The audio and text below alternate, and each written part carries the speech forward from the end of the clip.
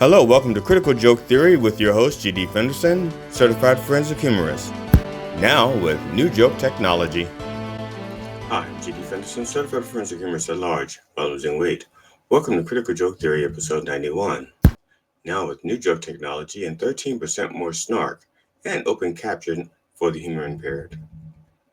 Cecile Richards, a women's rights activist and former president of Planned Parenthood, has died at the age of 67. She was diagnosed with glioblastoma, an aggressive form of brain cancer, in 2023. She was president of the Planned Parenthood Action Fund from 2006 to 2018.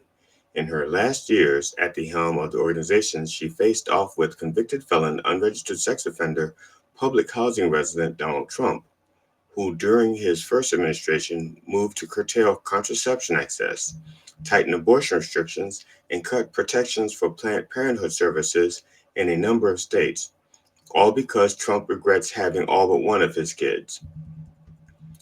Planned Parenthood provides numerous women's health services from prenatal care to cancer screenings. Unfortunately, they were unable to prevent the current cancer occupying the White House. There is a quotation of Richards to remember. It's not hard to imagine future generations one day asking, when there was so much at stake for our country, what did you do? The only acceptable answer is, everything we could. Rest in peace, Cecile. You picked a fine time to leave us, Cecile. Len Ban, Bling Empire celebrity jewelry designer, has died at 51 after a ski accident. On Christmas Eve, Ban suffered a traumatic brain injury, a brain bleed following a ski accident. She shared in a December 30th Instagram post. What she originally thought was simply a headache would later require an emergency craniotomy.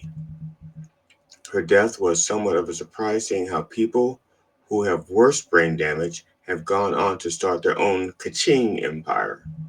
Rest in peace, Lynn. After Bling Empire, it was all downhill. Francisco San Martin, an actor best known for playing Dario Hernandez on Days of Our Lives, died on January 16th. He was 39. The Los Angeles County Medical Examiner's Office has determined that San Martin died by suicide as a result of ligature hanging. Foul play is not suspected. In the years after his breakout role, he was featured in Steven Soderbergh's Behind the Candelabra, as well as in 16 episodes of The Bold and the Beautiful and 7 episodes of Jane the Virgin, alongside Gina Rodriguez. His last screen credit was in the short Dot, directed by Tiffany Francis. Okay, I couldn't find a picture from Dot, so I put this up for the ladies and the ladylike. Rest in peace, Francisco, or should I say, ripped in peace. A teenager, Solomon Henderson, fatally shot a 16-year-old student and wounded another Wednesday at a Nashville high school cafeteria before fatally shooting himself, officials said. The gunman, 17-year-old Solomon Henderson, used a handgun to open fire at Antioch High School, police said. The 16-year-old who was killed was identified as Jocelyn Correa Escalante. A male student, 17, suffered a graze wound to the arm and was treated at a hospital and released, police said. Solomon Henderson opened fire in a high school cafeteria and detailed his anguish and disturbing theory on the difference between good and bad criminals in a manifesto now under investigation by police. Henderson is said to have said he was ashamed to be black. This may explain why I never saw him at any of the NAACP meetings. Apparently, he even included a flyer for the Goyim Defense League, a neo-Nazi group that visited Nashville this summer. Solomon Henderson killed himself on site, just missing a Trump pardon. A Wisconsin man, Caden Stackowitz, accused of looking like Meatloaf and setting a congressman's office on fire over a TikTok ban, has been charged with arson. Caden Stackowitz said he wanted to burn the building down because the U.S. government was shutting down TikTok, and the congressman voted yes to shutting it down, according to the complaint. Fond du Lac County District Attorney Eric Toney filed a complaint against 19-year-old Caden Stackowitz, charging him with felony arson, making terrorist threats, attempted burglary, and property damage. He would face more than 50 years behind bars if convicted on all counts. But as long as he has his access to TikTok, he'll be fine. Elon Musk did this on live television, and people on one side of the aisle lost their fucking minds. Oh my god, did you see that? A Nazi salute. People on the other side of the aisle scrambled to immediately reframe and reclaim the narrative.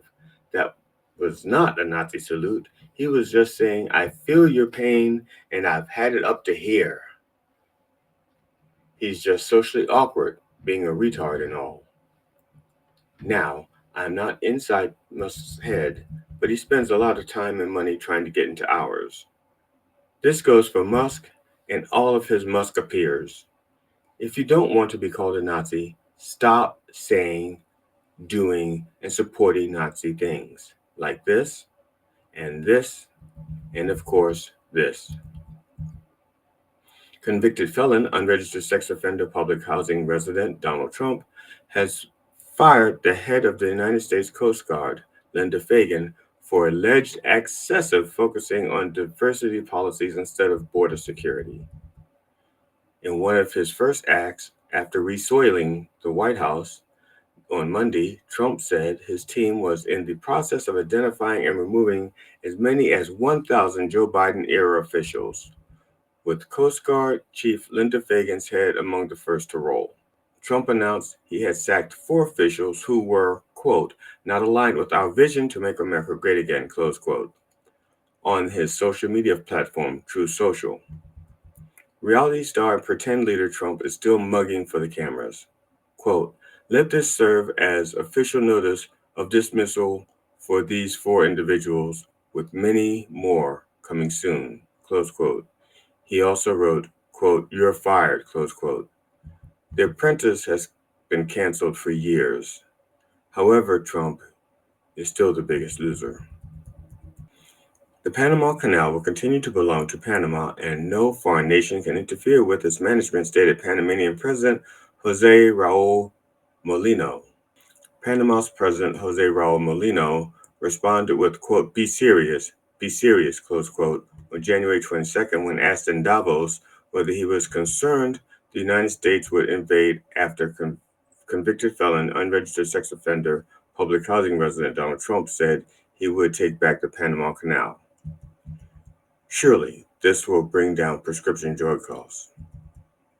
Anders Vistisen, a Danish member of the European Parliament, at a meeting of the body in Strasbourg, France, is the latest voice from across the Atlantic to forcefully reject convicted felon, unregistered sex offender, public housing resident Donald Trump's proposal for the United States to acquire Greenland.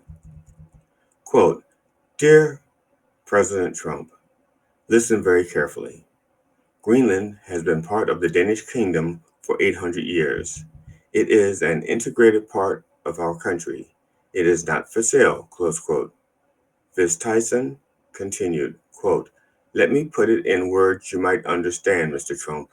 Fuck off, close quote. Trump may have won an election. He just can't win respect. On New Year's Eve, something unexpected got folks talking in a small Kenyan village.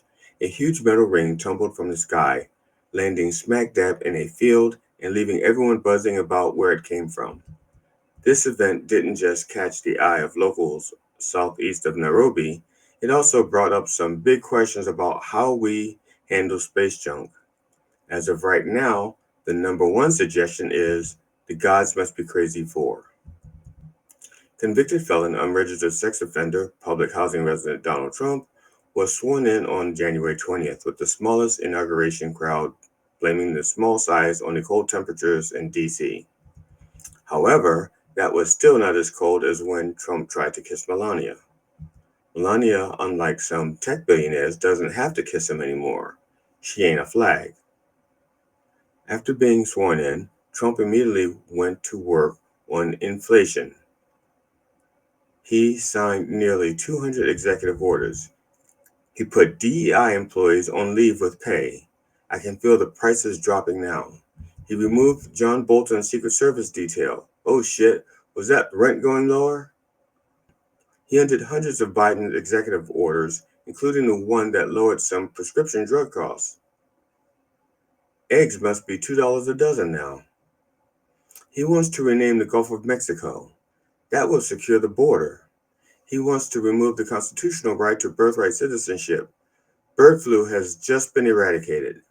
He pardoned about 1,500 January 6 criminals, some of whom have already been arrested on new charges.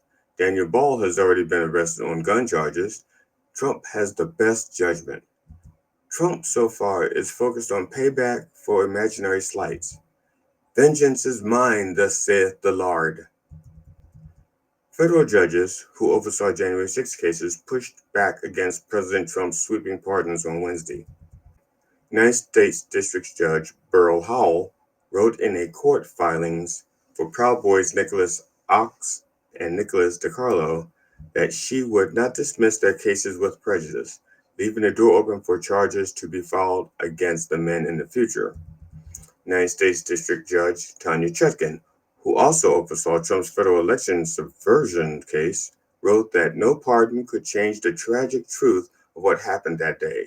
Chutkan added that judges administer justice, quote, without fear or favor, close quote, in the Capitol riot cases, insisting that the historical record established by those cases must stand, quote, unmoved by political winds, as a testament and as a warning, close quote. She dismissed Banuelo's case without prejudice. Several other judges followed suit. Not every judge is afraid of Trump, just afraid to lock him up. And finally, the Right Reverend Marion Edgar Budde, whose appeal to convicted felon unregistered sex offender public housing resident Donald Trump for mercy in her sermon at a national prayer service earlier this week caused a stir, said she will not apologize despite Trump's criticism. Budde's remarks drew plenty of praise, but also harsh criticism from Republicans and from Trump himself. Trump referred to Bishop Budde as the, quote, so-called bishop, close quote, also claiming that she was nasty in tone and not compelling or smart, close quote, which is Trump speak for a woman who intimidates him. Quote, I don't feel there's a need to apologize for a request for mercy, close quote. Trump said that he was saved by God to make America great again. Why didn't God and Trump do it the first time? Compared to a second term, Job got off easy. We should be so lucky. I'm G.D. Fenderson, certified forensic humorist, now with new joke technology and 13% more snark.